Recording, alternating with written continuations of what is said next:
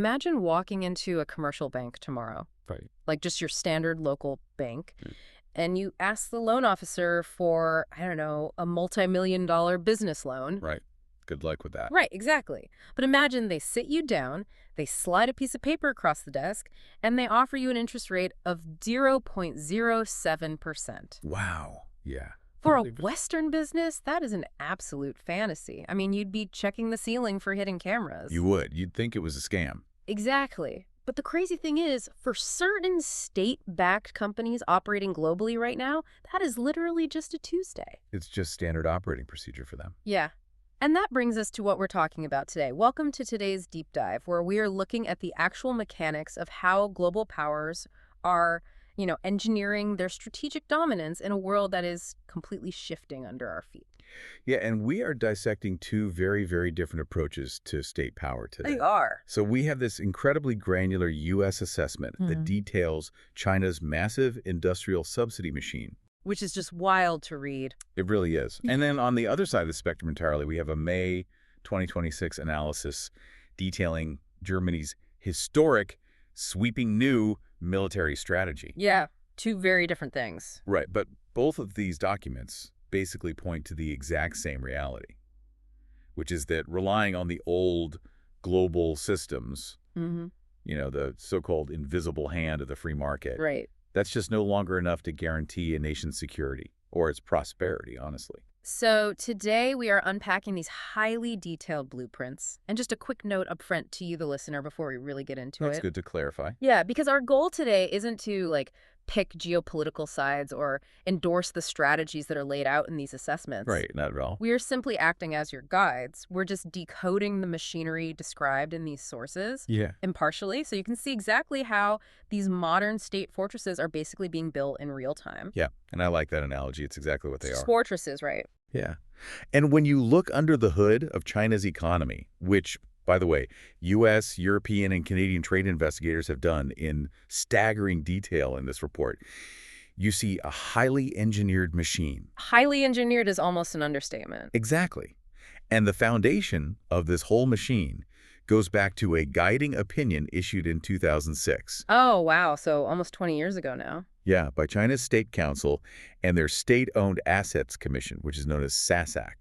Okay. And what's interesting is they don't treat all industries equally. They actually divide their economy into two very distinct categories. Right. I saw that. Absolute control industries and heavyweight industries. Exactly. And I've got to be honest, I was trying to wrap my head around why you wouldn't just want control over everything. It's a fair question. I mean, right.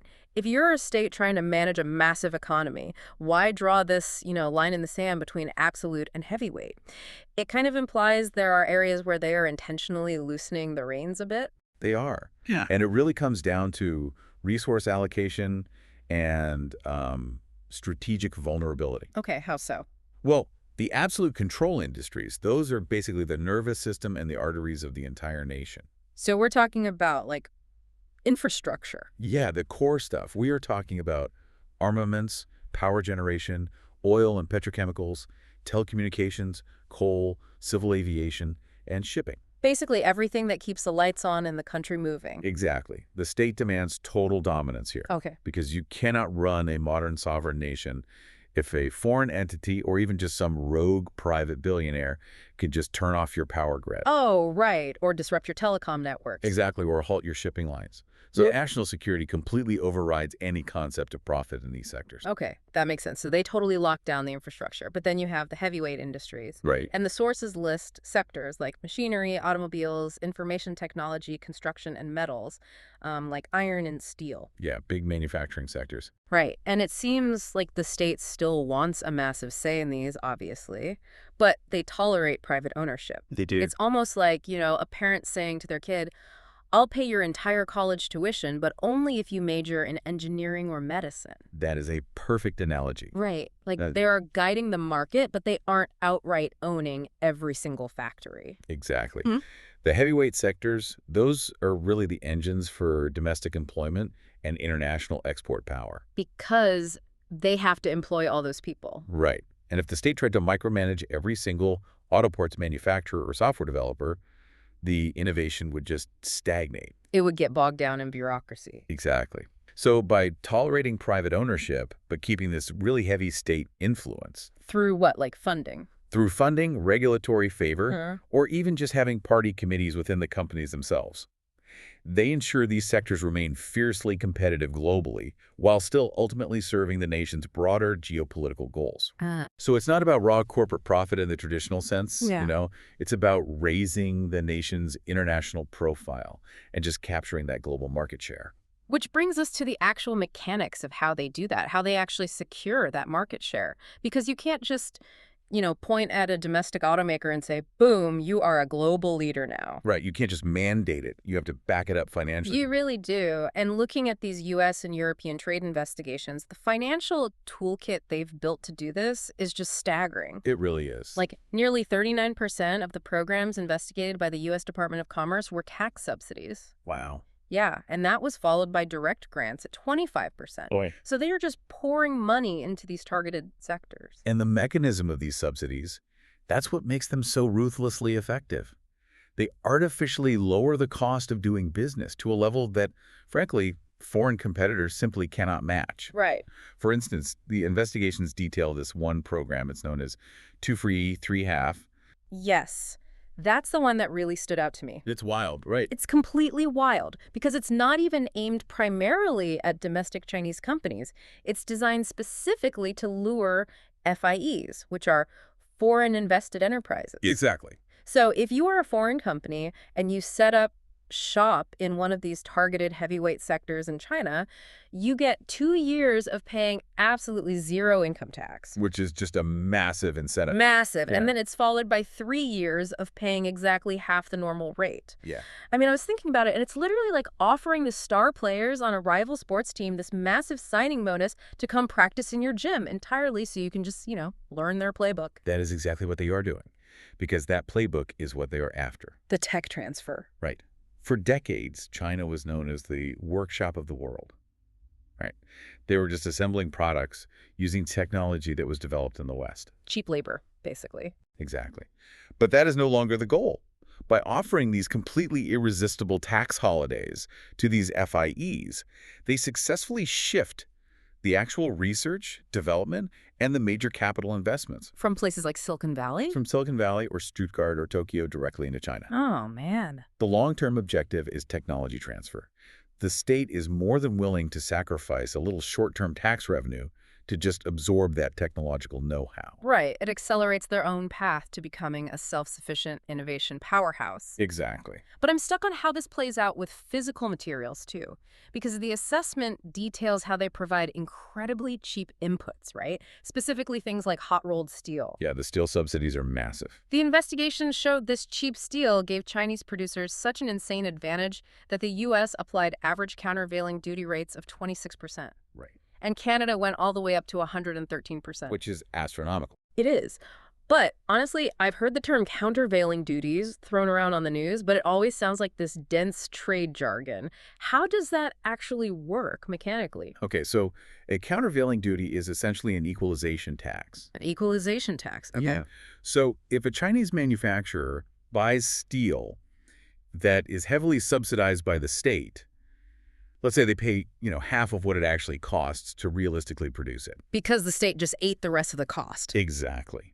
They can then manufacture a washing machine or a car part and sell it in Canada for a price that would instantly bankrupt a local Canadian factory. Because the Canadian factory is paying full market price for their steel. Exactly. So to prevent that domestic industry from just being entirely wiped out, the Canadian government calculates the exact value of that invisible state subsidy. And then okay. they slap a tariff, which is the countervailing duty on the product at the border. So 113% duty. Yeah. That means the real cost of that steel was being subsidized by more than double its fair market value. Oh, wow. That's just wild. But wait, doesn't the WTO, the World Trade Organization, don't they prohibit strict export subsidies? They absolutely do. Like, you can't just write a check from the government to a company and say, here is $1 million, go export this. No, that would be a clear violation. So how are they getting around the rules to pump this much artificially cheap material into the global supply chain? Well, they do it through a highly complex, very decentralized network. Okay, what does that look like?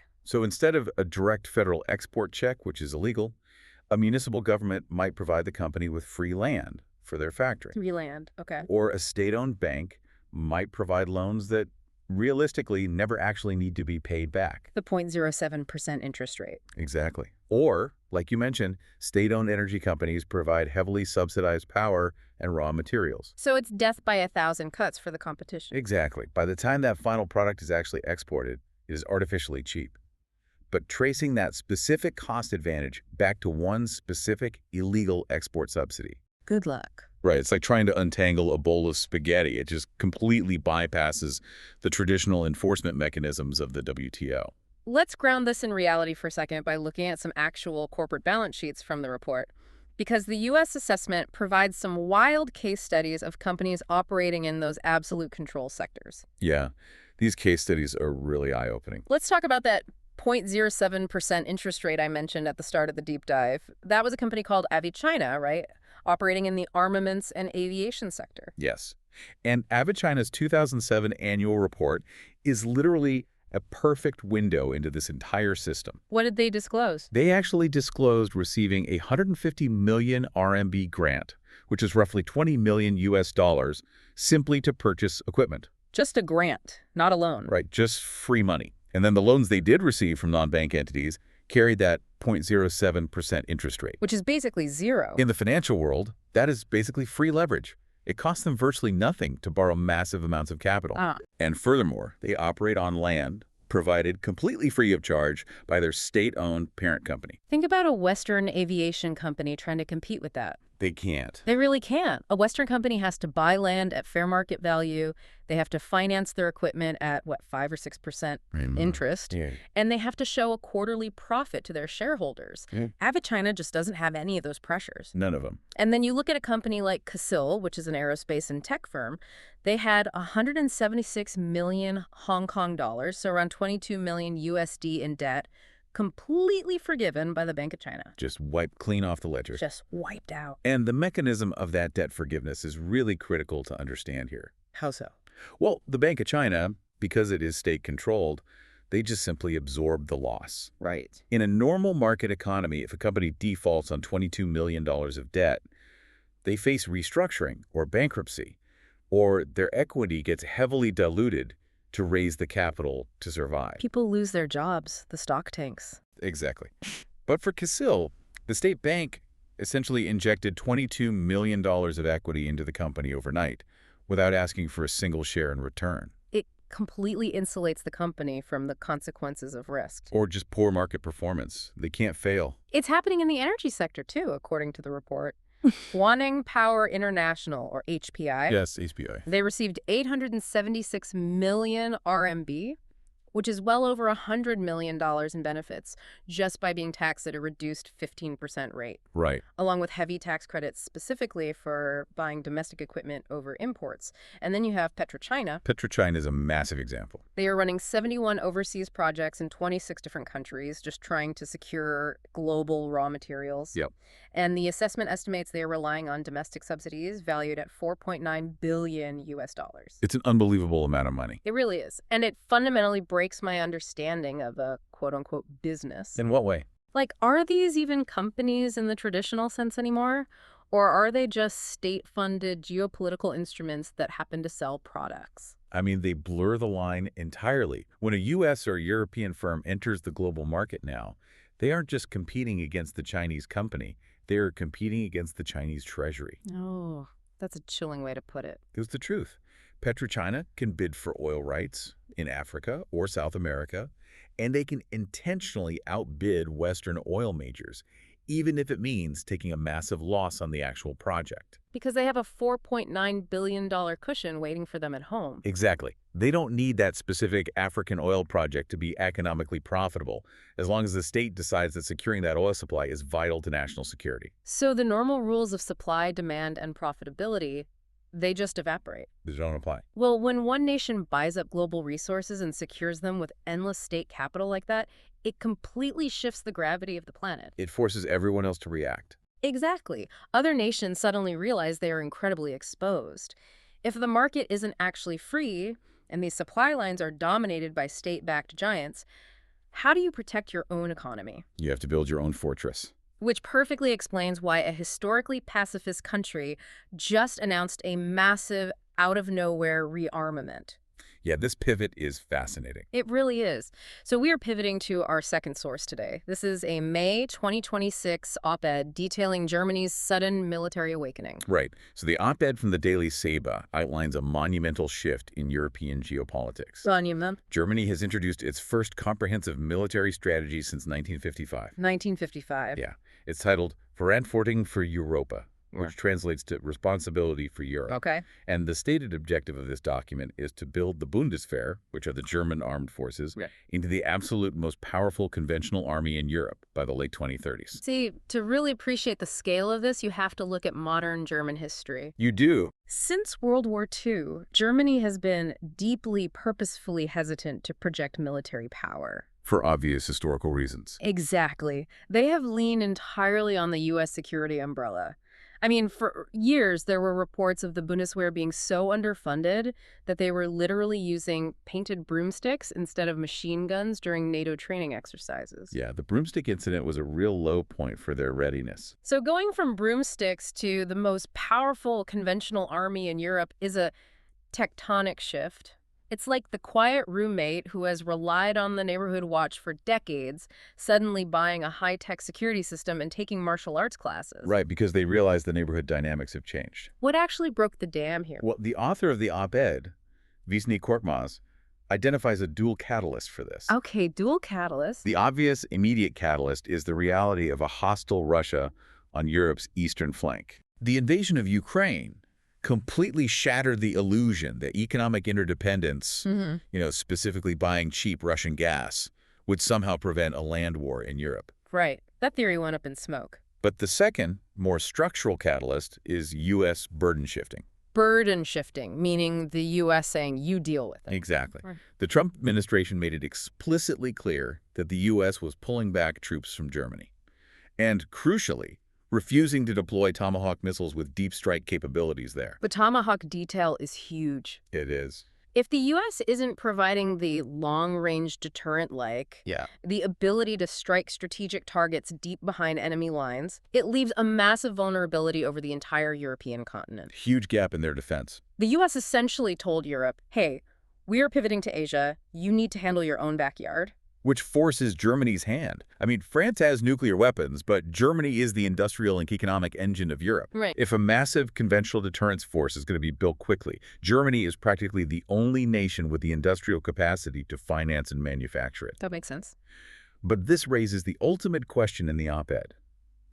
Is this Verantwortung für Europa a sign of true European strategic autonomy, where they finally chart their own course? Or is Germany just panicking and rushing to fill a very dangerous vacuum left by a retreating United States? Well, looking at the actual blueprint for the Bundeswehr in the source, it honestly looks less like a panic response and more like a highly calculated, phased rollout. It's very structured. Just like China mapped out its industrial dominance, Germany has a strict timeline. They are executing this in 3 distinct phases. The timeline is incredibly rigid. Phase 1 is rapid expansion of personnel and immediate readiness by 2029. Which is right around the corner. Yeah. Phase 2 is major capability enhancement by 2035, so getting the heavy armor and the supply chains fully operational. And Phase 3 is achieving outright technological superiority by 2039. They are aiming for a massive force. 260,000 active personnel and 200,000 reservists. That is a huge army, and the type of military they are building is fascinating too. Yeah, it's not a traditional Cold War setup. Right. The strategy highlights the integration of cost-effective, low-tech solutions with highly advanced systems. They aren't just out there buying fleets of insanely expensive fighter jets. No, they are leaning heavily into drone warfare. Which we're seeing everywhere now. Exactly. They are looking at the brutal realities of recent conflicts. Modern warfare requires mass and precision. So how does that work in this strategy? Well, you use swarms of relatively cheap, low-tech drones to overwhelm an adversary's air defenses. They just flood the zone. You force them to deplete their multi-million-dollar interceptor missiles on cheap plastic drones. Oh, wow. And once the defense is blinded, or totally depleted, then you bring in the high-tech, expensive deep strike systems to take out the strategic targets. It's almost an economic approach to warfare. It is. It's about maximizing cost imposition on the enemy. But, the part of the strategy that really connects the dots for me, linking our two sources, is the geographic scope. Yes. The geography is key here. Germany is adopting what the document calls a one-theater approach. Right. The Bundeswehr isn't just planning to sit on the Polish border waiting for tanks.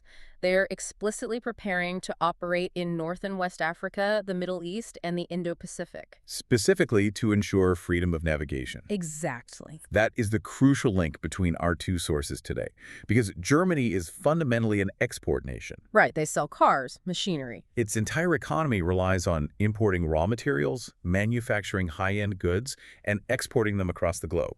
For decades, the U.S. Navy basically guaranteed the safety of those sea lanes.